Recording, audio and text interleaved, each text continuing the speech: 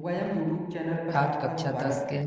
संख्या पद्धति यानी नंबर सिस्टम चैप्टर के उन प्रश्नों को हल कराया जाएगा जो बोर्ड परीक्षा में विगत वर्षों में पूछे जा चुके हैं। तो चलिए स्टार्ट करते हैं।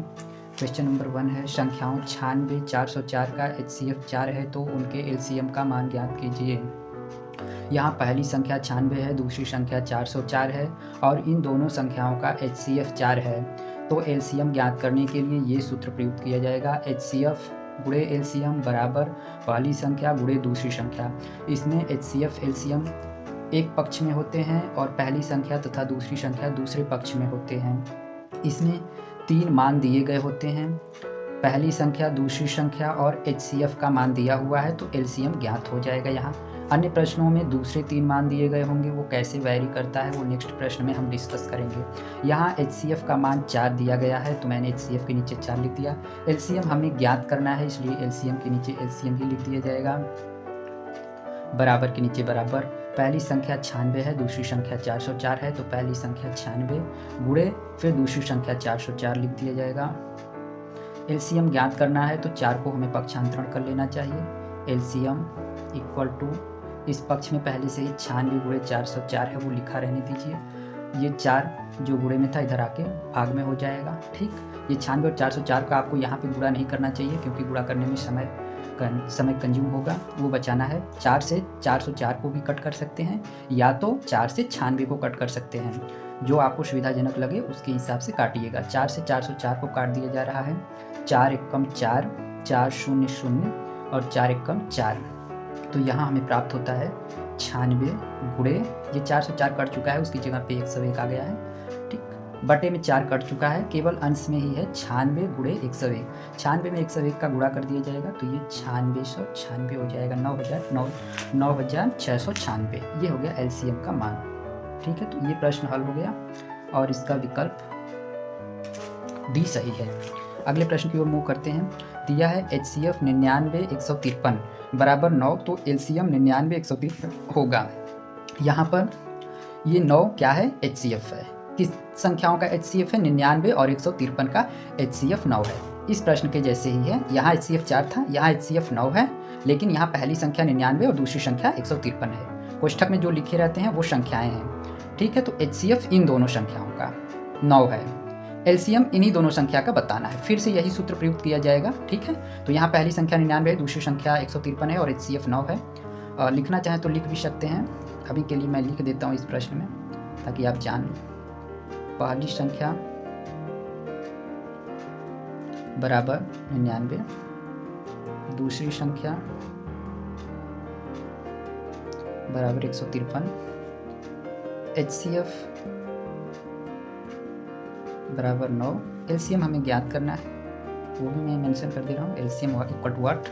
अब यही सूत्र लिख दिया जाएगा, HCF इंटू LCM बराबर पहली संख्या गुणे दूसरी संख्या। तो HCF के नीचे HCF का मान 9 लिख दिया हमने, LCM के नीचे LCM ही लिख लीजिए।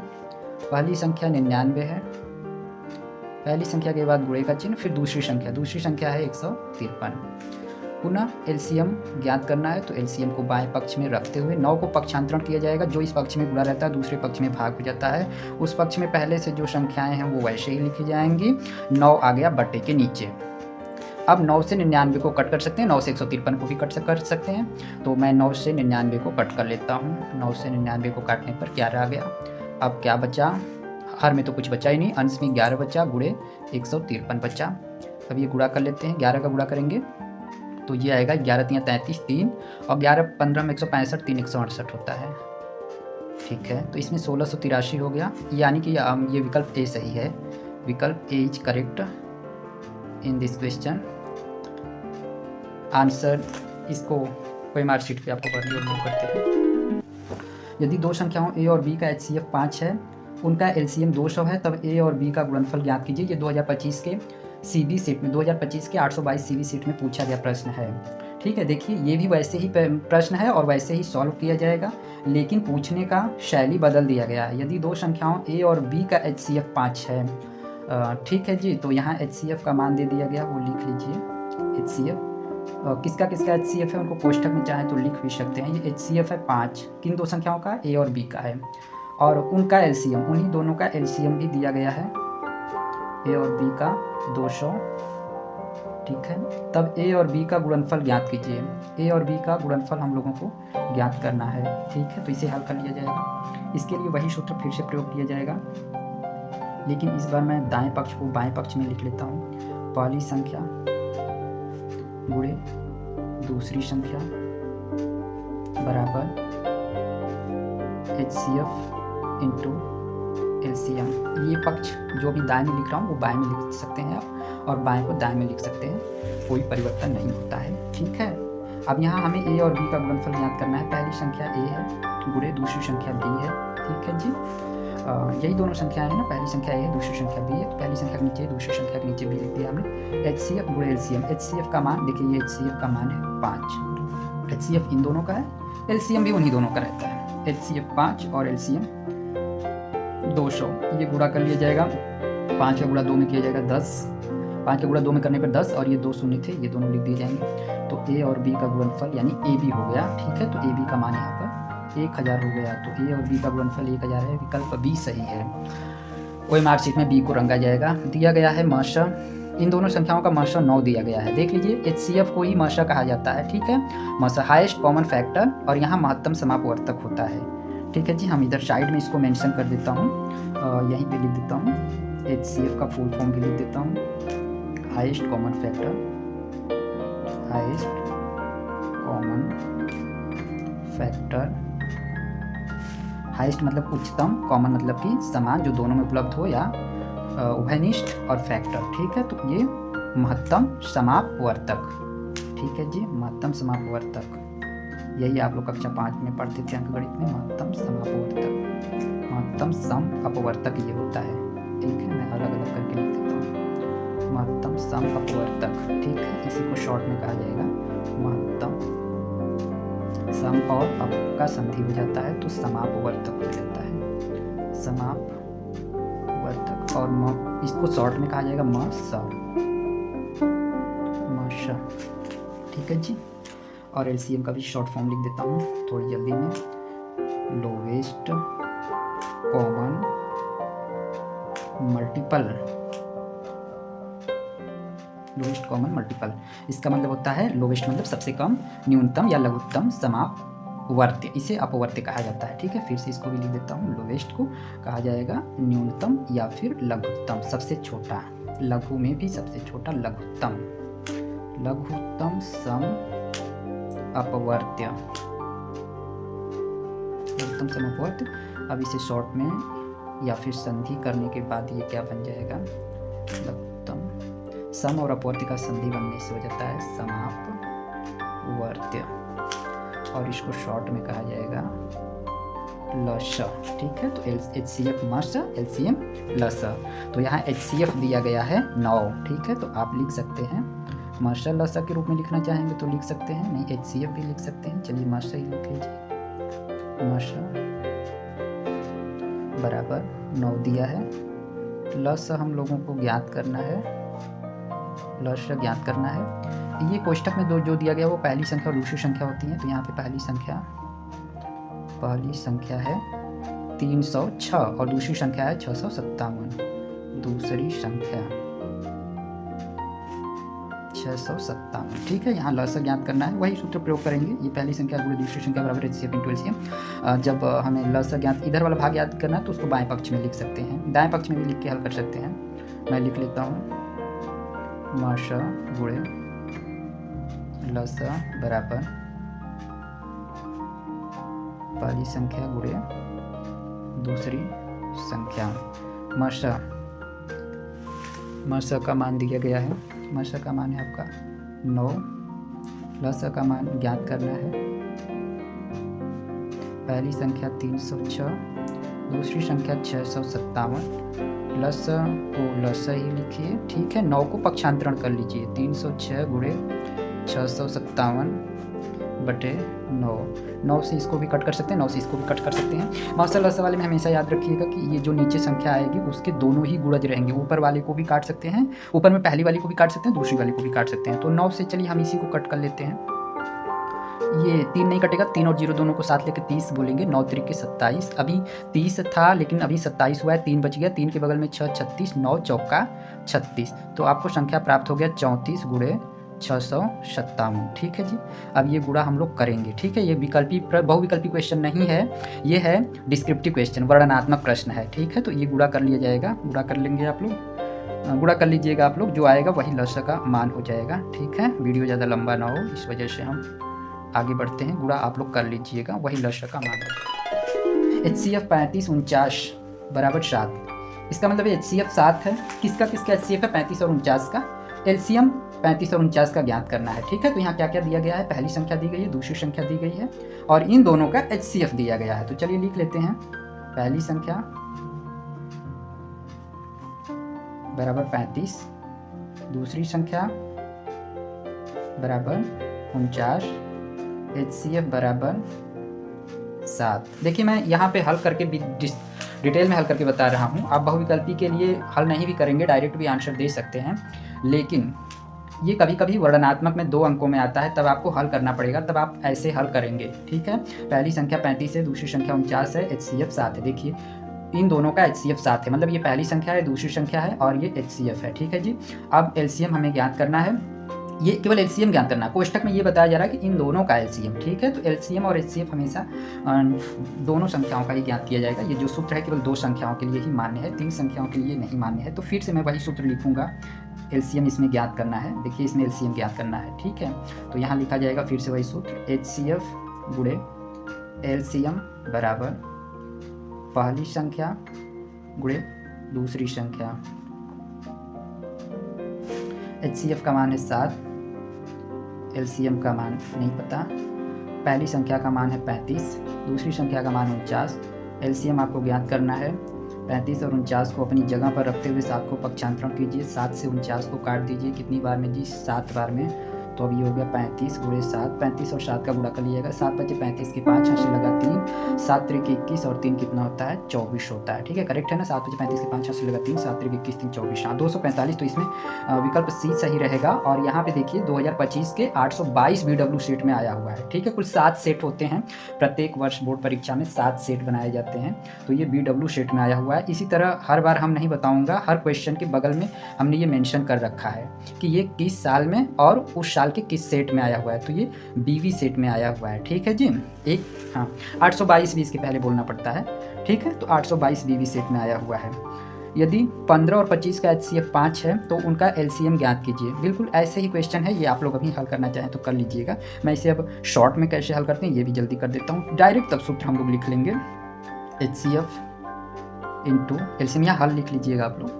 LCM बराबर पहली संख्या गुणे दूसरी संख्या, पहली संख्या गुणे दूसरी संख्या। ठीक है जी। HCF का मान 5 है। अभी आगे पैटर्न चेंज होता रहेगा। ठीक है, यही नहीं कि मैं लगातार ये क्वेश्चन करवाऊंगा, हाँ, लेकिन एक टाइप के कई क्वेश्चन करवा दे रहा हूँ ताकि आपका डाउट क्लियर हो जाए। ठीक है, आप कॉन्फिडेंट हो जाएं कि नहीं अब हम भी कर सकते हैं, बिल्कुल बिगिनर से वीक से भी लोग सीख सकते हैं। पहली संख्या 15 है और दूसरी संख्या 25 है। देखिए इन दोनों का HCF है 5। ठीक है, तो पहली संख्या 15, दूसरी संख्या है 25। अब LCM ज्ञात करना है। LCM इक्वल टू 15 और 25 को एज इट इज रखते हुए 5 को अपान में लिख दिया जाएगा। ठीक है, ये गुणा में रहता है, दूसरे पक्ष में भाग में जाता है। 5 से देखिए 25 भी कटते हैं, 5 से 15 भी कटेगा, आपको जो सुविधाजनक लगे उससे कट कर लीजिए।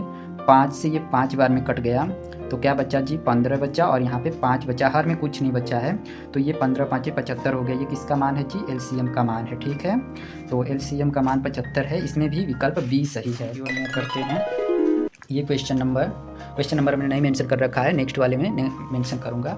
ठीक है जी, चलिए आगे बढ़ते हैं। यदि 26 156 का LCM 156 है तो मासा का मान है। ठीक है, ये बहुत आसान क्वेश्चन है। सॉरी, इन दोनों का लसा ये है, मतलब ये पहली संख्या है, दूसरी संख्या है और ये लसा है यानी LCM है। ठीक है जी, मासा ज्ञात करना है, HCF ज्ञात करना है, तो वही सूत्र जल्दी से लिखते हैं। क्या लिखेंगे? लसा मासा या फिर HCF LCM, आपको जैसे सुविधाजनक लगे वो लिख लीजिए। अभी मैं लसा मासा भी लिख देता हूँ। ठीक है जी, तो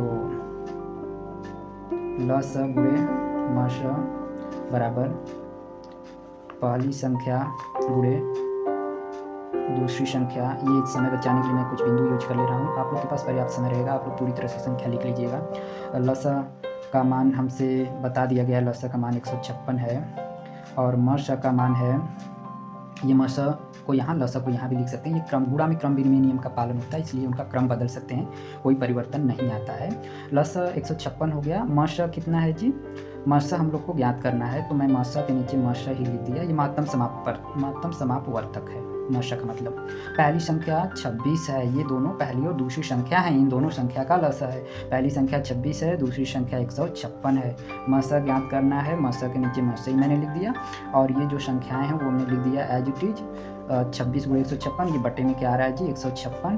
तो 156 से 156 कट जाएगा, ठीक है। ये कंप्लीट कट जा रहे हैं तो हमने काट दिया। अब यहाँ पे क्या बचा जी? 26 बचा, ये दोनों कट चुके हैं, ठीक है। तो मसा का मान हो गया 26, ठीक। तो ये इसमें कौन सा विकल्प बी सही है, ठीक है। तो विकल्प बी को OMR शीट में रंगा जाएगा, ठीक है। यदि 20-25 का LCM 100 है तो HCF का मान ज्ञात कीजिए। यहाँ भी HCF ही पूछा जा रहा है। ये पहली संख्या, ये दूसरी संख्या है और LCM उनका 100 है। यहाँ भी मैं पहले मान नहीं लिखूंगा, आप लोग लिखना चाहेंगे तो लिख सकते हैं। पहली संख्या बराबर 20, दूसरी संख्या बराबर 25, LCM बराबर 100, तो HCF क्या होगा? ये 2025 के CB सेट में आया हुआ है। देखिए हर प्रश्न में हल करने के लिए वही सूत्र प्रयोग हो रहा है, लेकिन पूछने का शैली सब में बदला गया है। इसी से मैं आपको परिचित करा रहा हूँ कि आप शैली को भी समझें, ठीक है। तो यहाँ पहली संख्या और दूसरी संख्या है, ये LCM का मान 100 है, ठीक है। वही सूत्र लिख दिया जाएगा HCF into LCM, HCF into LCM बराबर पहली संख्या गुणे दूसरी संख्या HCF का मान नहीं दिया गया है, ध्यान दीजिएगा। इसमें LCM का मान 100 दिया गया है और पहली संख्या का मान 20 है और दूसरी संख्या का मान 25 है। देखिए पहली संख्या 20 है, दूसरी संख्या 25 है। इन दोनों संख्याओं का LCM 100 है, LCM हमने 100 लिख दिया। अब हमें HCF ज्ञात करना है, तो HCF को एज इट इज लिखा जाएगा और यहाँ 20-25 एज इट इज रहेंगे और बटे में 100 रहेगा, ठीक है जी। तो अब इसे कट कर लेते हैं। ये 0 से 0 भी काट दीजिए, 0 से 0 कट कर लीजिए, फिर ये 2 से 5 बार में कट जाएगा, ठीक है। या फिर डायरेक्ट 20-5 100 भी कहते हैं ना। तो चलिए भाई कट कर लीजिए, ये 5 हो गया। 5 से 25 को कट कर लिया जाएगा, तो HCF का मान कितना हो गया? ये 5 से 25 कटा तो 5 हो गया ना, ठीक है। नेक्स्ट क्वेश्चन दिया है लसा 132 288 बराबर 3168। ध्यान दीजिए, ये 3168 क्या है? लसा का मान है 3168। लसा बराबर 3168। ये कोष्टक में क्या लिखे गए हैं? पहली संख्या दूसरी संख्या, मतलब इन दोनों संख्याओं का लसा 3168 है और इन्हीं दोनों संख्याओं का मसा हमें बताना है, ठीक है। तो वही सूत्र पुनः प्रयुक्त किया जाएगा। वो सूत्र है मसा गुणे लसा या लसा गुणे मसा, मसा गुणे लसा बराबर पहली संख्या गुणे दूसरी संख्या, पहली संख्या गुणे दूसरी संख्या, ठीक है जी। मसा का मान दिया हुआ है, मसा का मान हम लोग से पूछा हुआ कि इन दोनों संख्याओं का मसा क्या होगा। इन दोनों संख्याओं का मसा हम लोग ज्ञात करने जा रहे हैं, तो मैं मसा के नीचे मसा ही लिख दिया। ये हमें ज्ञात करना है। लसा का मान दे दिया गया है, लसा का मान है 3168, लसा के बराबर है 3168, तो 3168 इसके नीचे लिखा जाएगा, लसा के नीचे। ये कोष्टक में क्या है? पहली और दूसरी संख्या, मतलब पहली संख्या और दूसरी संख्या। पहली संख्या का मान है 132 और दूसरी संख्या का मान है 288। अब आपको मसा ज्ञात करना है, तो 3168 को पक्षांतरण करेंगे, जो कि यहाँ गुणे के साथ अटैच है, तो दूसरे पक्ष में बटे के नीचे यानी भाग हो जाएगा। इधर गुणा है तो उधर भाग होगा, तो मसा बराबर उस पक्ष में पहले से जो हैं वो रहेंगे और उन दोनों के बटे में 3168 आ जाएगा, ठीक है। अब ये कट करेंगे हम लोग, तो ये विभाज्यता का नियम पढ़ाया गया होगा आप लोगों को, तो ठीक है, नहीं तो थोड़ा सा हिंट दे देता हूँ। आखिरी में 8 है, तो ये संख्या 2 से भी कटेगा, 4 से 2 से कटेगा, और 8 के लिए तो 8 से कटेगा कि नहीं, वो तो 4 से कटेगा कि नहीं कटेगा, वो अंतिम में 2 अंक देखना पड़ता है हम लोगों को। तो 68 है, ये 4 से कट जाता है, और ये 32 है, ये भी 4 से कट जाता है। 4 से विभाज्यता के लिए अंतिम 2 अंक देखा जाता है, 4 से कट रहा होगा ना, तो वो 4 से काट सकते हैं। तो ये पूरी संख्या 4 से कट जाएगी, ये पूरी संख्या 4 से कट जाएगी। तो पहले हम 4 से ही कट कर लेते हैं जी, फिर उसके बाद हम लोग कट करेंगे। 4 से इसको कट किया गया तो 4 सते 28, यहाँ 31 से 3 बच गया, 3 के बगल में 6 36, 4 9 36, और फिर ये 4 दूना 8, इसको भी 4 से ही कट किया है हमने। तो क्या आया? 4 3 12, 1 12, 4 3 12 आ गया, ठीक है जी। तो ये 33 हो गया। अभी ये 33 तो हम लोग जानते हैं 11 से कटता है, तो ये देख लेते हैं 11 से कटेगा क्या। हाँ, ये भी कटेगा, क्योंकि देखिए अंकों का योग कितना हो रहा है, 2 और 7 9, और यहाँ पे 9 ना, ठीक है। ये कभी 11 वाला भी सिखा दूंगा। तो 11 से ये दोनों ही कट जाएंगे, ठीक है, और ये 33 से भी कट जाएगा। 33 से ये कंप्लीट काट लीजिए, 33 से मैं कंप्लीट इसको कट कर लेता हूँ। 33 दूना 66, ठीक है जी। ये बच कितना गया 13, 13 के बगल में 2 192, 13 के बगल में तो 132 हो गया, फिर 33 चौका 132, ठीक है। तो यहाँ पे आ रहा है मौसा इक्वल टू 288/24, ठीक है। 24 इसे कट किया जाएगा, 24 एकम 24 4 48 ना, 24 एकम 24, ये 28 है, 4 बच गया, 4 के बगल में 8 48 हो गया, 24 दूना 48, तो मौसा का मान हो गया 12, ठीक है जी। 24 से 288 को भाग दे दीजिएगा आप लोग 12, सॉरी कहीं मिस्टेक हो गया क्या, अभी तो ये विकल्प में 11 दिया हुआ या फिर हमने विकल्प लिखने में ही गलती कर दी है लगता है, फिर रीचेक कर लेता हूँ। 132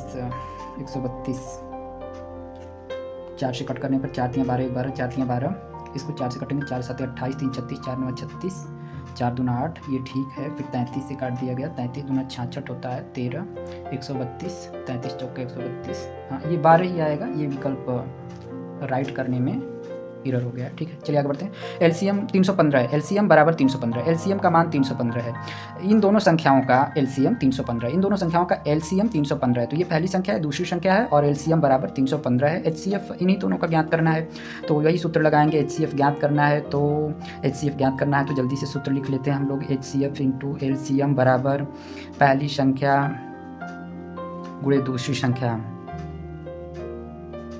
ठीक है जी। एचसीएफ हमें ज्ञात करना है, हमने एचसीएफ के नीचे एचसीएफ ही लिख लिया, ये हमें ज्ञात करना है। एलसीएम का मान दिया हुआ है 315, पहली संख्या का मान है 35 और दूसरी संख्या का मान है 63, हमें एचसीएफ ज्ञात करना है। एचसीएफ को एज इट इज लिखिए, ये संख्या को पक्षांतरण करिए, ठीक है। तो उधर पक्ष में 35 और 63 पहले से ही है, 315 बटे में आ गया। अब ये कट कर लेंगे हम लोग, 35 से ये सीधा 9 बार में कट जाता है, क्योंकि 35 दहा में 350 होता है, 35 9 315 होता है। 9 से 63 को काटा जाएगा तो 9 7 63, यानी एचसीएफ का मान 7 आ चुका है यहाँ पर, इसमें विकल्प भी सही रहेगा, ठीक है, इसी का विकल्प। अब ये दो संख्याओं के एलसीएम और एचसीएफ क्रमशः 168 तथा 6 है। यदि एक संख्या 24 है तो दूसरी संख्या ज्ञात कीजिए, ठीक है। इसमें संख्याएं ही ज्ञात करनी है, एलसीएम भी। एलसीएम देखिए, हाँ क्रमशः का मतलब भी समझा दूं, एलसीएम और एचसीएफ दोनों का मान दे दिया गया, तो पहले एलसीएम आया है तो पहला मान एलसीएम के लिए, दूसरे में एचसीएफ आया है तो दूसरा मान एचसीएफ के लिए। एलसीएम का मान 168 है, एचसीएफ का मान 6 है, ठीक है। तो वही सूत्र लगाया जाएगा, पहली संख्या दे दी गई, दूसरी संख्या ज्ञात करना है, तो यहाँ मैं लिख देता हूँ, पहली संख्या गुणे दूसरी संख्या, ये हमें याद करना है, ठीक है जी। तो अब याद होगा आपको कि पहली दूसरी एक तरफ रहती हैं संख्याएं और एचसीएफ एलसीएम दूसरी तरफ रहती हैं। कई बार एलसीएम एचसीएफ इस तरफ लिख देंगे तो पहली दूसरी को दूसरी तरफ लिखेंगे, ठीक है। तो संख्या एक तरफ, एचसीएफ एलसीएम एक तरफ रहती हैं, वो किसी भी पक्ष में आप लिख सकते हैं अपने सुविधा अनुसार। पहली संख्या दूसरी संख्या, इस बार हम इधर लिख रहा हूँ क्योंकि हमें दूसरी संख्या ज्ञात करनी है। हर बार एचसीएफ एलसीएम में से कोई ज्ञात करना रहता था तो मैं एचसीएफ एलसीएम को इधर लिखता था, पहली संख्या दूसरी संख्या को उस पक्ष में लिखता था। पहली संख्या गुणे दूसरी संख्या बराबर एचसीएफ इंटू एलसीएम, ठीक है जी। तो इस जो अभी मैं दाएं में लिख रहा हूँ वो बाएं में लिख सकते हैं और बाएं को दाएं में लिख सकते हैं, कोई प्रॉब्लम नहीं है यहाँ। पहली संख्या देखिए 168 नहीं सॉरी, एलसीएम का मान 168 है, एचसीएफ का मान 6 है। पहली संख्या 24 है, दूसरी ज्ञात करनी है, तो पहली संख्या के नीचे मैंने 24 लिखा। दूसरी संख्या हमें ज्ञात करनी है तो हमने लिख दिया दूसरी संख्या, ठीक है। यहाँ संख्या आप लोग लिख लीजिएगा कंप्लीट। एचसीएफ का मान देख लीजिए, एचसीएफ का मान कितना है 6 है और एलसीएम का मान 168 है। एचसीएफ हमेशा छोटा ही होता है और एलसीएम बड़ी संख्या होती है, ठीक है। अब हमें दूसरी संख्या ज्ञात करनी है, तो दूसरी संख्या इक्वल टू ये 24 को पक्षांतरण किया जाएगा, 24 उधर जाएगा, बटे के नीचे आएगा। यहाँ पहले से ही कौन कौन है संख्याएं, 6 गुणे 168 बटे में 24, ठीक है। ये गुणा देखिए हम नहीं कर रहा हूँ क्योंकि गुणा करने के बाद एक बड़ी संख्या हो जाएगी, उस बड़ी संख्या को 24 से काटना और जटिल हो जाएगा, तो आसानी रहती है कि गुणा करने के पहले ही इनको कट करके छोटा कर लीजिए, ठीक है। 6 से 24 को भी कट कर सकते हैं या 24 से डायरेक्ट 168 को कट कर सकते हैं। 24 7 168, आपको परेशानी हो रही होगी तो आप 6 से पहले 24 को 4 बार में कट करिएगा, फिर इस 4 से 168 को 4 चौका 16 4 दूना 8 42 बार में कट कर सकते हैं, ठीक है। तो चलिए आपकी सुविधा के लिए हम यही कर दे रहा हूँ। 6 चौका 24, यहाँ 4 आ गया जी। अब 4 से 168 को कट किया जाएगा तो 4 चौका 16 4 दूना 28, ये 42 आ रहा है 4 से 168 को कट करने पर, तो ये दूसरी संख्या का मान हो गया, ठीक है जी। ये जब वर्णनात्मक प्रश्न आएगा 2 अंकों का, आया है कई बार आया ये 2 अंकों में यही प्रश्न, तो आपको ऐसे लिख के हल करना पड़ेगा। तो 42 यहाँ पे आ रहा है, यहाँ भी विकल्प बी ही सही है, ठीक है। संख्याओं 175 और 91 का एचसीएफ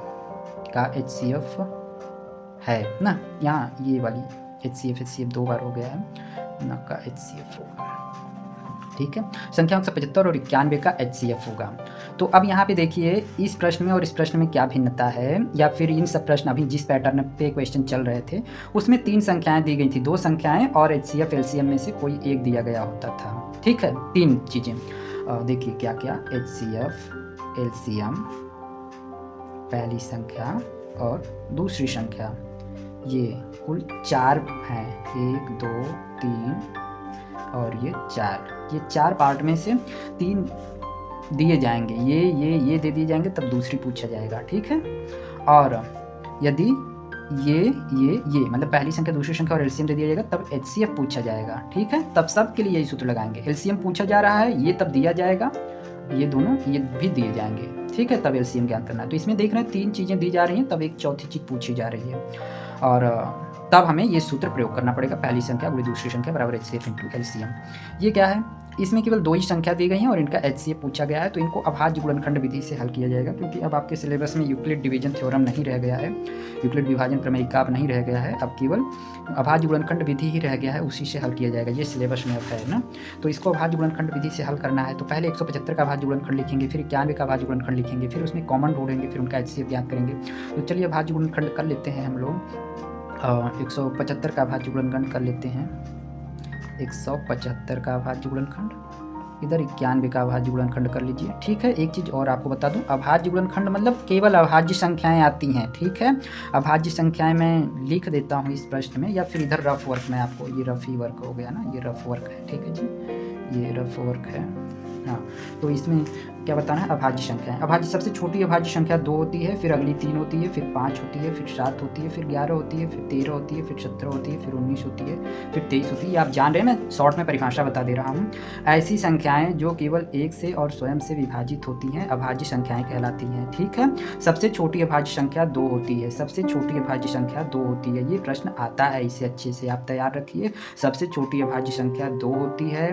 ठीक है, इसे समअभाज्य संख्या भी कहा जाता है, क्योंकि ये सम संख्या भी है अभाज्य संख्या भी है। ठीक है, और आगे इसमें 9 कभी अभाज्य संख्या नहीं होता है, ये क्यों नहीं होता है, क्योंकि उसके 2 से ज़्यादा गुणनखंड होते हैं। ठीक है जी, और वो केवल 1 और 9 से विभाजित होने के अलावा 3 से भी विभाजित होता है। इसकी परिभाषा एक बार फिर से स्पष्ट करा दूँ, वे संख्याएँ जो केवल 1 से और स्वयं से कटती हैं अभाज्य संख्याएँ कहलाती हैं। जैसे 23 को ले लिया जाए, 23 केवल 1 से और 23 से ही कटता है, बीच में किसी संख्या से नहीं विभाजित होता है।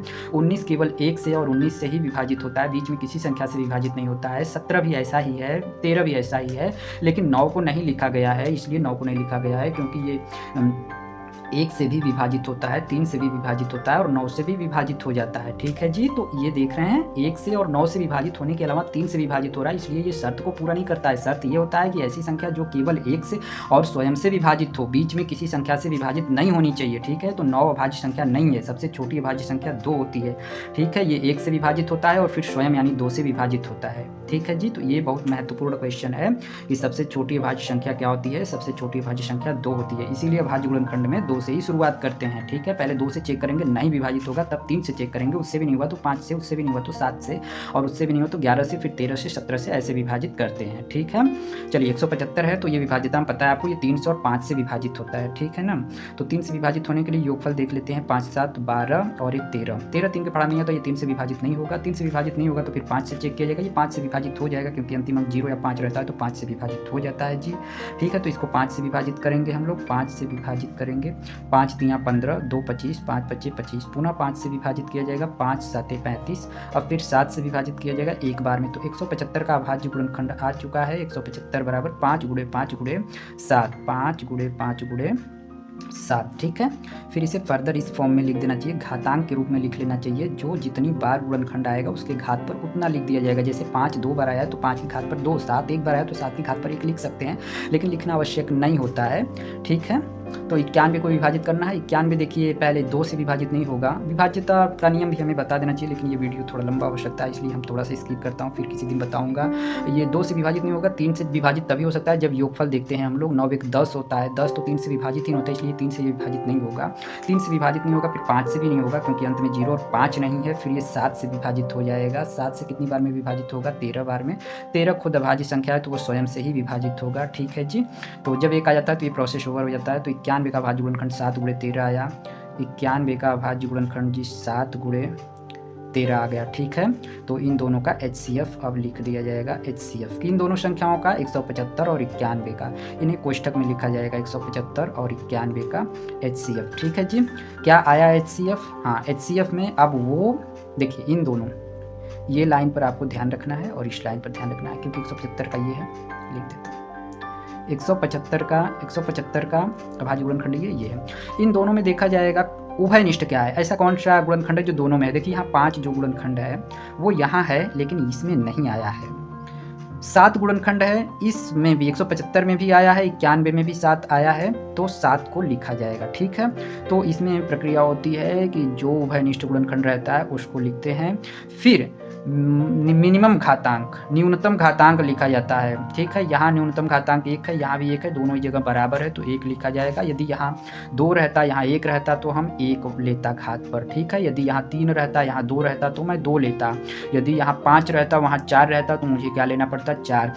मतलब कि इसमें उभयनिष्ठ गुणनखंड का न्यूनतम घातांक लिया जाता है। ठीक है, जैसे एक छोटा सा क्वेश्चन हम लोग ले लेते हैं, और हाँ हमने जैसे कि ले लिया एक संख्या को, ये है, इसमें 3 की घात पे 2 है, 5 की घात पे 3 है, 7 की घात पे कुछ नहीं है, 1 है, सॉरी 1 है। जब कुछ घात नहीं रहता तो 1 माना जाता है। अब b को हमने जैसे ले लिया, 2 है, फिर 5 है, फिर 7 है। ठीक है, हाँ ठीक है जी। अब इसको इन दोनों का HCF हमें ज्ञात करना है, तो HCF लिखेंगे। किसका किसका ज्ञात करना है, उनको कोष्ठक में लिखा जाएगा, A का और B का। A का गुणनखंड ये है, B का गुणनखंड ये है। इन दोनों में पहले देखा जाएगा कि उभयनिष्ठ क्या है। घातांक को नहीं देखना है, विशेष रूप से ध्यान दीजिए, घातांक हमें बाद में देखना है। पहले अभाज्य गुणनखंड यानी 3 देखना है, 5 देखना है, 7 देखना है, यहाँ 2, यहाँ 5, यहाँ 7, घातांक कभी नहीं देखना है।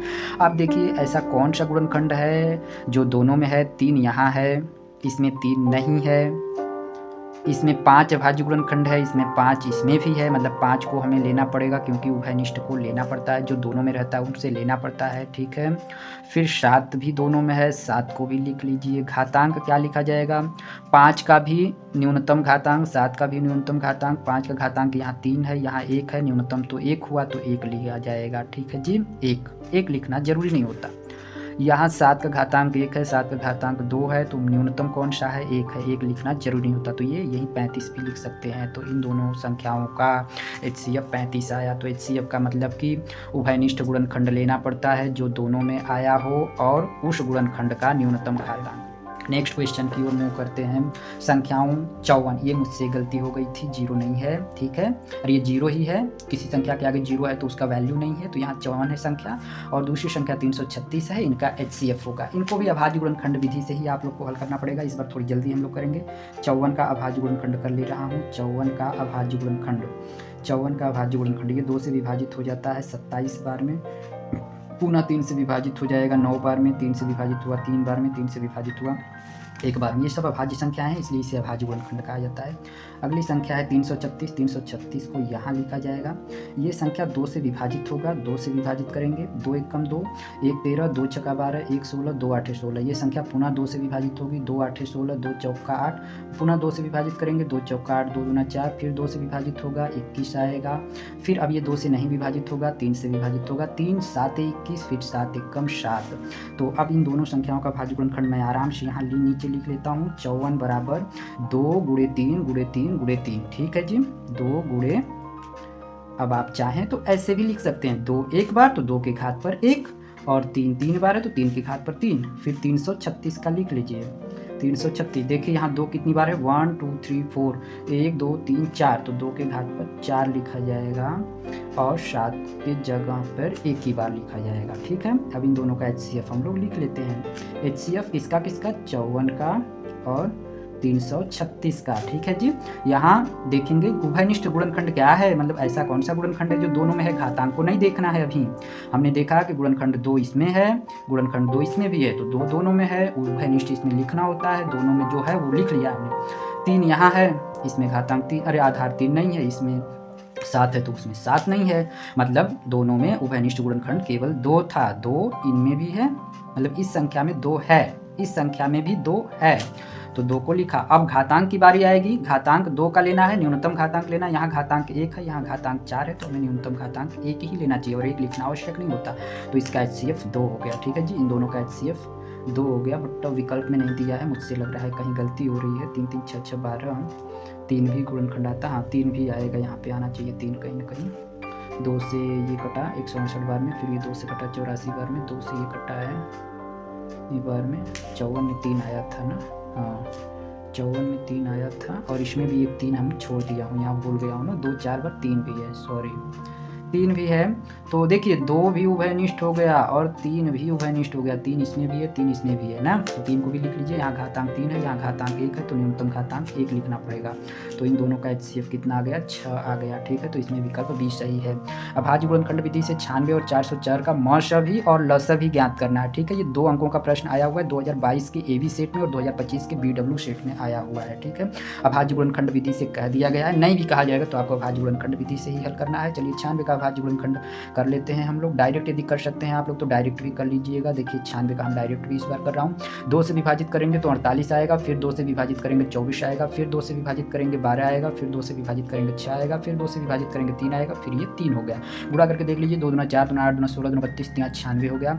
2 के घात पे लिखा जाएगा 1 2 3 4 5, 2 के घात पर 5 गुणे 3, ये 96 का अभाज्य गुणनखंड हो गया। फिर दूसरा आपको 404 का अभाज्य गुणनखंड करना है। 404 का अभाज्य गुणनखंड किया जाएगा, 2 से काटेंगे 202 आएगा, फिर 2 से काटेंगे 101 आएगा। 101 अभाज्य संख्या होती है वो खुद से कटती है, ठीक है जी। तो यहाँ पे 2 के घात पर 2 गुणे 101, ठीक है। तो इसमें कौन कौन अभाज्य संख्याएं आई, 2 और 3। इसमें कौन कौन अभाज्य संख्याएं आई, 2 और 101। उभयनिष्ठ क्या है, 2 2, इसमें भी अभाज्य संख्या 2, इसमें भी अभाज्य संख्या। तो हमें HCF लिखना पड़ेगा। HCF किसका किसका HCF लिखना है, 96 और 404 का, ठीक है जी।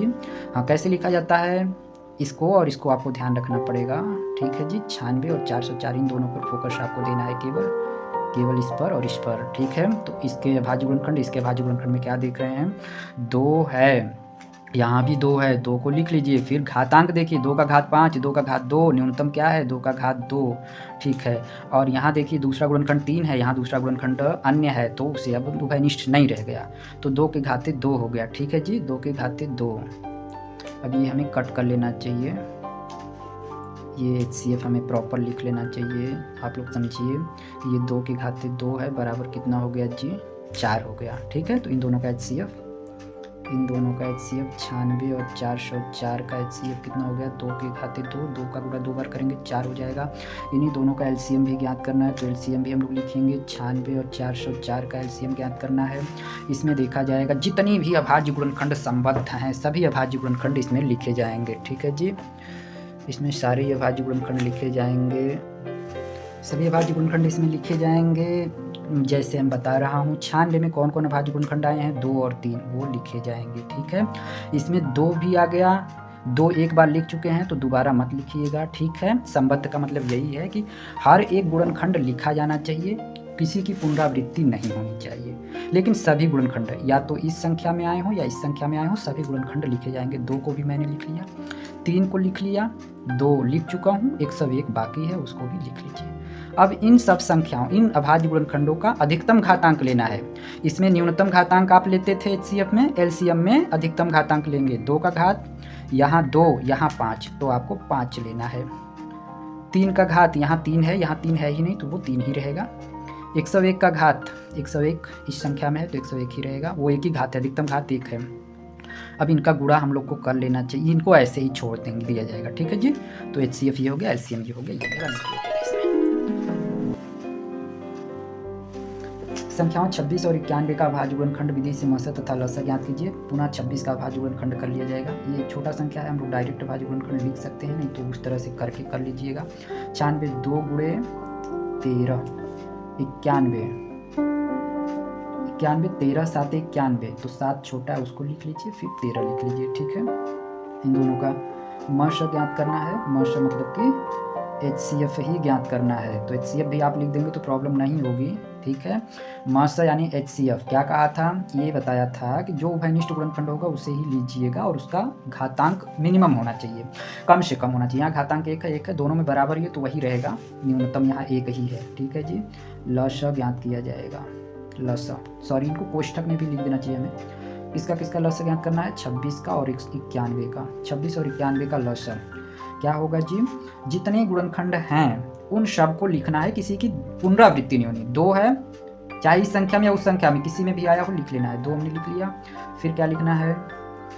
13 आया है, 7 आया है, 7 को भी लिख लीजिए। ये क्रम में लिख लेंगे तो अच्छा रहेगा, बढ़ते क्रम में 2, 2 के बाद 7, 7 के बाद 13। कोई 2 फिर 13 फिर 7 लिख देगा वो भी सही है, बट ये ज़्यादा अच्छा माना जाता है। 2 को मैंने लिखा, फिर 7 को लिख लिया, फिर 13 को लिखा। फिर इनका घातांक देखेंगे। अच्छा ये चेक कर लीजिए कि भाई यही संख्याएं हैं ना, कोई ऐसा तो नहीं है जो एक्स्ट्रा आ गया हो, तो कोई ऐसा नहीं है। 2 13 हैं, 2 13 ले लिया हमने। 7 13 है, 7 13 भी हमने ले लिया। किसी की पुनरावृत्ति नहीं हुई है, ठीक है। अधिकतम घातांक लेना है, यहाँ सभी का घातांक 1 है तो यही हो गया अधिकतम घातांक। किसी में यदि यहाँ भी 2 रहता है, यहाँ भी 2 रहता है और 2 के घात पर यहाँ 5 आती तो मैं 5 को लेता। लस में अधिकतम घातांक लिया जाता है, मस में न्यूनतम घातांक लिया जाता है। अब यहाँ गुणा किया जा सकता है, छोटी छोटी संख्याएँ हैं और फिर घातांक भी नहीं है तो गुणा कर लेते हैं हम लोग। 2 साते 14, 14 का 13 में गुणा कर लेंगे, या 13 7 91 दूना 182 हो जाएगा, ठीक है जी। तो ये लस का मान हो गया कि इन दोनों संख्या का लस है 26 और 91 का लस ये हो गया, माशा ये हो गया, ठीक है जी। अब संख्याओं 182 और 78 का HCF ज्ञात कीजिए। 182 का HCF और 182 और 78 का HCF, ठीक है। अभाज्य गुणनखंड विधि से HCF ज्ञात किया जाएगा, तो 182 का अभाज्य गुणनखंड कर लिया जाए। 182 को पहले 2 से विभाजित करेंगे तो 91 आ जाएगा, ठीक है जी। यही देखिए 182 का है, हाँ 2 से विभाजित करेंगे तो 91 आएगा। 91 को फिर 7 से विभाजित करेंगे तो 13 आएगा। 13 7 91 दूना 182। दूसरी संख्या क्या है? 78 है। ये सब क्वेश्चन बहुत बार रिपीट होने वाले हैं। देखिए 2025 CB में आया हुआ है, लेकिन हम देख रहा था पिछले वर्ष कई सेट में आया हुआ है, और ये सब संख्याएं जितनी भी हमने लिया हुआ है क्वेश्चन, ये बहुत मोस्ट रिपीटेटिव क्वेश्चन हैं। यूपी बोर्ड में तो क्वेश्चन रिपीट होना आम बात होता है। 78 का भाज्य गुणनखंड भी करेंगे, ये 2 से विभाजित हो जाएगा। 2 गुणे 39, फिर 3 गुणे 13, ठीक है जी। हमें केवल HCF ज्ञात करना है, तो मैं HCF लिखूंगा। किसका किसका ज्ञात करना है? 182 और 78 का ज्ञात करना है। उन संख्याओं को कोष्ठक में लिख लेंगे। इसमें उभयनिष्ठ क्या है? उभयनिष्ठ 2 है, और क्या है? 13 है, ठीक है जी। 2 दोनों में आया है। ऐसे भी आप करना चाहेंगे तो कर लीजिए, ठीक है, लेकिन ये छोटी कक्षाओं में होता है, यहाँ गलत यहाँ भी नहीं माना जाएगा। तो 2 गुणे 13 हो गया। अब इन दोनों का गुणा कर दिया जाएगा, छोटी संख्याएं हैं तो ये 26 हो गया। इन दोनों का HCF 26 है, इसमें विकल्प भी सही है। देखिए ये विकल्पिक वैकल्पिक वाला क्वेश्चन था, बहुविकल्पीय MCQ, लेकिन ये डिस्क्रिप्टिव है, नंबर में ये है। चलिए नेक्स्ट क्वेश्चन की ओर मुँह हम कर चुके हैं। संख्याओं 92 और 510 का LCM ज्ञात करना है, तो 92 का भाज्य गुणनखंड लिखेंगे हम लोग, और फिर उसके बाद 510 का भाज्य गुणनखंड करेंगे। 2 गुणे 46, 2 गुणे 23, ठीक है, 23 अभाज्य संख्या है। उसके बाद 510 का भाज्य गुणनखंड किया जाएगा। 510 का भाज्य गुणनखंड करेंगे तो 2 से विभाजित करेंगे, 255, फिर 255, अब तो 5 5 10 3 से विभाजित हो जाएगा। चलिए इसका हम करके दिखा देता हूँ आपको एक बार फिर से। हाँ 510 का भाज्य गुणनखंड हम लोग करेंगे। 510, ये लास्ट में देखिए 0 है, यहाँ मैं रफ वर्क कर लेता हूँ ना, आप लोग को थोड़ा समझा दूँ रफ वर्क। हाँ ये लास्ट में यदि अंतिम अंक 0 रहे, 2 रहे, 4 रहे, 6 रहे, 8 रहे, ये 2 का पहाड़ा ही है, 2 4 6 8 और 10 के लिए 0 ना। अंतिम अंक यदि किसी भी संख्या का अंतिम अंक ये होता है तो वो संख्या 2 से डिविजिबल होती है, यानी 2 से विभाज्य होती है, ठीक है जी। तो इसके अंत में 0 हमने देखा तो मैं समझ गया 2 से विभाज्य है। और सबसे पहले हमें 2 से ही चेक करना चाहिए। जब 2 से नहीं विभाजित होती है, 2 से नहीं विभाजित होती है, तब हम 3 से विभाजित करने का प्रयास करते हैं। 3 के बाद 5 से, कभी 4 से नहीं कीजिएगा। क्यों नहीं कीजिएगा? क्योंकि 4 अभाज्य संख्या नहीं है, और ये अभाज्य गुणनखंड कर रहे हैं तो इसमें केवल अभाज्य संख्या आनी चाहिए। और अभाज्य संख्या सबसे छोटी भाज्य संख्या 2 है। भाज्य संख्या की शुरुआत 2 से होती है, इसलिए हम 2 से चेक करते हैं, फिर 3 से चेक करते हैं, फिर 5 से चेक करते हैं, फिर 7 से चेक करते हैं, फिर 11 से, फिर 13 से चेक करते हैं। 9 को छोड़ दिया गया क्योंकि 9 भाज्य संख्या नहीं है। ज़्यादातर बच्चे 9 को भाज्य संख्या जानते हैं कभी ना कभी, इसलिए हम बार बार याद दिला रहा हूँ कि 9 भाज्य संख्या नहीं है। पीछे हम उसके बारे में बता भी चुका हूँ, ये हम बार बार रिपीट आपको करवा रहा हूँ। सबसे छोटी भाज्य संख्या 2 है, ये बहुत काम की चीज़ है, आगे बहुत बार पूछा जाता रहता है। सबसे छोटी भाज्य संख्या 2 है, समभाज्य संख्या भी 2 है। 2 से कौन सी संख्याएं विभाजित होंगी? कितनी भी बड़ी संख्या हो, यदि अंत में 0 आ गया, हमने आगे के अंकों को नहीं देखा, केवल अंतिम अंक को देखा। अंतिम अंक यानी इकाई का अंक 0 है तो ये संख्या 2 से विभाज्य होगी, ठीक है। इकाई अंक 0 रहे या 2 रहे या 4 रहे या 6 रहे या 8 रहे, इनमें से कोई रहेगा तो वो संख्या 2 से विभाजित विभाजित होगा। याद कैसे रखना है, याद रखना है ये 2 के पहाड़ा ही है। यदि अंतिम अंक 2 के पहाड़ा वाला है तो, या इकाई का अंक 2 के पहाड़ा वाला है तो 2 से विभाज्य होगा। 3 से कौन संख्या विभाजित होंगी, इन तीनों अंकों को या फिर उसके सारे अंकों को, जितनी बड़ी संख्या रहेगी उसके सभी अंकों को जोड़ने पर यदि उसका योगफल 3 से विभाजित होता है तो वो संख्या 3 से विभाजित होती है। जैसे इसको जोड़ के दिखा रहा हूँ, इस सभी अंकों को मैं जोड़ा, 0 में 1 जोड़ा 1, 1 में 5 जोड़ा 6, मतलब 6 है। 6 को चेक किया जाएगा, योगफल कितना आया जी, 0 में 1 जोड़ा 1, 1 में 5 जोड़ा 6, तो योगफल 6 है। अब 6 3 से विभाजित होता है, 3 दूना 6 विभाजित होता है, 6 विभाजित हो रहा है मतलब योगफल विभाजित हो रहा है तो पूरी संख्या भी विभाजित हो जाएगी, ठीक है। तो 3 से विभाजित होने के लिए क्या करते हैं, सभी अंकों का योगफल 3 के पहाड़ा में आ रहा हो तो वो संख्या 3 से विभाजित होगी, ये संख्या 3 से विभाजित होगी, ठीक है। 2 से कौन सी संख्या विभाजित होंगी, जिनके इकाई का अंक ये होगा। 4 से कौन सी संख्या विभाजित होंगी, अंतिम 2 अंक 4 से विभाजित होना चाहिए, संख्या 4 से विभाजित नहीं होगी क्योंकि अंतिम 2 अंक मिलकर 10 बन रहे हैं, ठीक है। विभाज्यता के लिए आप कमेंट कर दीजिएगा, यदि आपको प्रॉब्लम होगी तो मैं उस पर वीडियो बना दूंगा, ठीक है जी। तो चलिए, अच्छा हाँ, जिससे अभी और भी बता दूं, कोई डाउट अभी है तो आप हमें कमेंट कीजिएगा, हम उसका रिप्लाई दूंगा। 2 से इसको विभाजित करेंगे हम लोग तो फिर ये क्या हो जाएगा, 2 दूना 4, 1 11, 2 5 10, 1 10, 2 5 10, पुनः ये 3 से विभाजित होगा क्योंकि देखिए योगफल कितना है, 5 5 10 2 12, 12 3 के पहाड़ा में आता है ना, इसीलिए संख्या 3 से विभाजित होगी। 3 से क्यों मैं चेक करने लगा, क्योंकि इकाई का अंक 5 हो गया। अब इकाई का अंक 5 इनमें से कोई नहीं है तो ये संख्या 2 से विभाजित नहीं होगा। 2 से विभाजित नहीं होगा तो अगली अभाज्य संख्या की ओर मुँह किया, यानी कि 3 की ओर, 3 से विभाजित हो जाएगा। ये 3 8 24, यहाँ 25 है, 1 बच गया, 1 के बगल में 5 15 हो गया, 3 5 15। अब ये देखिए क्या 3 से विभाजित होगा, जोड़ के देखते हैं, 5 में 8 जोड़ा 13, 13 3 के पहाड़ा में आता ही नहीं तो ये 3 से नहीं विभाजित हो रहा है। 3 से नहीं विभाजित हो रहा है तो हम 5 की ओर मूव करेंगे, 5 से ये विभाजित हो जाएगा, ठीक है। 5 से विभाज्यता का सिंपल सा नियम है, 5 से वही संख्या विभाजित होती है जिसके इकाई का अंक केवल 0 है या 5 हो, ठीक है। तो यहाँ इकाई का अंक 5 था इसलिए 5 से विभाजित हो रहा है। 5 से विभाजित करेंगे, 5 1 5, 3 35, 5 7 35, अब ये पूरी संख्या 17 से विभाजित होगी क्योंकि 17 भाज्य संख्या होती है, ठीक है। तो इसका भाज्य गुणनखंड आ गया जी 2 × 3 × 5 × 17, ठीक है। एलसीएम ज्ञात करना है तो एलसीएम लिखा जाएगा। सिर्फ किसका ज्ञात करना है, 92 का और 510 का, उन्हें कोष्ठक में लिख दिया गया। हाँ, अब इन्हें लिख दिया जाएगा, इन्हें लिखा जाएगा कैसे, इनको घातांक के रूप में थोड़ा सा कन्वर्ट कर लेते हैं हम लोग। 2 की घात पर 2 और 23, ठीक है जी। 2 बार आया था इसलिए 2 की घात पर 2 हो गया, 23 एक ही बार आया तो घात पे 1 हो गया। यहाँ सभी संख्या 1 1 बार हैं तो इसलिए सभी की घात पर 1 ही है। अब इसमें आप देख लीजिए कि जो उभयनिष्ठ गुणनखंड है वही लिया जाएगा। 2 है, यहाँ 2 नहीं है, यहाँ 23 है, यहाँ 2 है और इसमें भी 2 है तो 2 ले लिया जाएगा और न्यूनतम घात लिया जाएगा जी। यहाँ न्यूनतम घातांक 1 है, यहाँ 2 है तो यहाँ वाला ही लिया जाएगा, 2 की घात पर 1, ठीक है। तो इसका एलसीएम है, लेकिन हम एचसीएफ बता रहा हूँ, ठीक है। एलसीएम है तो एलसीएम में जितनी संबद्ध गुणनखंड है सभी को लिया जाएगा। मतलब इसमें अभाज्य गुणनखंड 2 आया, 23 आया, 2 को भी लिखूंगा, 23 को भी लिखूंगा, ठीक है। इसमें 2 आया है, 2 को लिखा जा चुका है तो नहीं लिखा जाएगा, लेकिन 3 और 5 और 17 नहीं लिखे गए हैं, उन्हें लिखूंगा, 3 5 और 17। अब 23 को लिख लूँगा। अब ये देखिए क्रम हो गया आरोही क्रम, 2 के बाद 3, 3 के बाद 5, 5 से बड़ा 17, 17 से बड़ा 23, ठीक है। सभी का अब अधिकतम घातांक हमें लेना पड़ता है, एलसीएम में घातांक अधिकतम लेना है। यहाँ 2 की घात पर 2 है, यहाँ 2 की घात पर 1 है तो 2 की घात पर 2 अधिकतम हो गया और सब 1 1 बार आए हैं इसलिए इनकी घात पे 1 रहेगा। अब ये गुणा करने की जरूरत नहीं है आपको, यही उत्तर हो गया इसका, ठीक है। नहीं तो आप गुणा कर भी सकते हैं, ज़्यादा टाइम नहीं लगेगा, आप गुणा कर लीजिएगा रफ वर्क पे, ठीक है। संख्याओं 12, 15 और 21 का एलसीएम ज्ञात कीजिए। जल्दी से हम लोग कर लेते हैं अभाज्य गुणनखंड विधि से। 12 का अभाज्य गुणनखंड किया जाएगा, 2 6 12, 6 को विभाजित किया 2 3 6, ठीक है जी। 2 4 3 12 हो गया। अब इसे गुणनखंड के रूप में लिखना चाहें, घातांक के रूप में लिखना चाहेंगे, 2 की घात पे 2 और 3 लिख दिया जाएगा, ठीक है जी। 15 का लिख लीजिए, 15 का क्या लिखेंगे, 3 × 5, ठीक है। यहीं पे लिख लीजिए इसको भी। अब देखिए दोनों में उभयनिष्ठ गुणनखंड 3 मिल गया, 3 तो लिखूंगा, ये 2 भी लिखूंगा, 5 भी लिखूंगा, क्योंकि ये एलसीएम ज्ञात करना है तो सभी लिखना पड़ता है, लेकिन 2 बार नहीं लिखना पड़ता, 1 1 बार सारे गुणनखंड लिखने होते हैं, चाहे इस संख्या में हो चाहे उस संख्या में हो या तीसरी संख्या में हो। तीसरी संख्या 21 है, 21 का गुणनखंड कर लेते हैं, 3 × 7, तो यहाँ मैंने 3 × 7 लिख दिया। अब हम एलसीएम लिखूंगा, किसका एलसीएम लिखूंगा, 12 का, 15 का और 21 का, ठीक है। तो इसमें अब संबद्ध गुणनखंड देखा जाएगा, चाहे किसी भी संख्या से वो संबद्ध हो उसको हमें लिखना पड़ेगा। एलसीएम ज्ञात कर रहे हैं तब, और एचसीएफ ज्ञात करते तो केवल उभयनिष्ठ गुणनखंड को हम लोग लिखते, ठीक है जी। चलिए आगे बढ़ते हैं।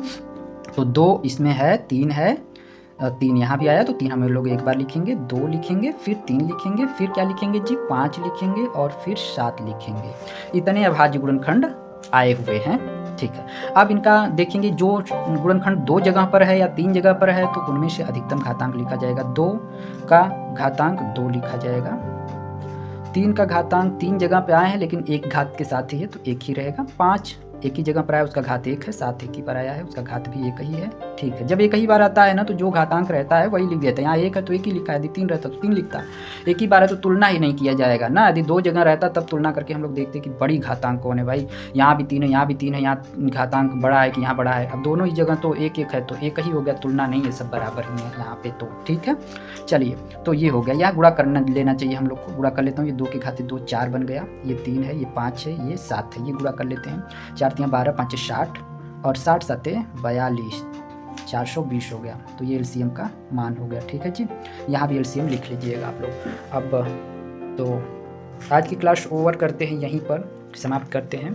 अभी हमारे पास बहुत से क्वेश्चन क्या कई टाइप के क्वेश्चन है, वो हम नेक्स्ट डे सॉल्व करवा दूंगा। ठीक है, वो जल्द ही अपलोड हो जाएगा। इस वीडियो के बाद तुरंत वो वीडियो आपको मिल जाएगा। देखिए ये क्वेश्चन अभी सॉल्व करने हैं, ये अच्छे क्वेश्चन हैं, आप ले सकते हैं तो ले लीजिएगा स्क्रीनशॉट वगैरह, खुद से प्रयास करिएगा करने का। ये सब क्वेश्चन हम सॉल्व करवाऊंगा नेक्स्ट क्लास में। ठीक है, ये सिद्ध करने वाले क्वेश्चन प्रत्येक वर्ष आते हैं, ये सब क्वेश्चन हम करवा दूँ।